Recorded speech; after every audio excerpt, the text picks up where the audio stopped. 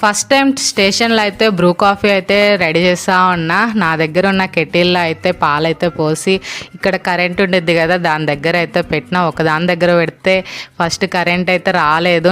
నేనేమనుకున్నానంటే నా కెటిల్ ఏమన్నా బాగాలేదామని.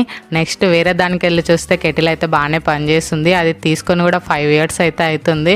వాడకపోయినా ఎంత బాగా పనిచేస్తుందో అనిపించింది. మెయిన్గా జర్నీ చేసేటప్పుడు మనం కాఫీ టీలు కొనుక్కుంటాం కానీ ప్రైజెస్ పెట్టి అవి అయితే టేస్టే ఉండవు, ఉత్త నీళ్ళగా ఉండిద్ది. నాకే అనిపించింది కెటిల్ ఉంది కదా, మిల్క్ అయితే ఎలాగ పిల్లల కోసం తెచ్చుకుంటాం కదా, దాంట్లో కొంచెం బ్రూ కాఫీ కలిపితే అలా జర్నీలో తాగుతా అంటే ఎన్నిసార్లు అయినా చాలా బాగుండిద్ది కదా అని ఎప్పటి నుంచో అనుకున్నా. కానీ ఈసారి అయితే అది ట్రై చేసిన.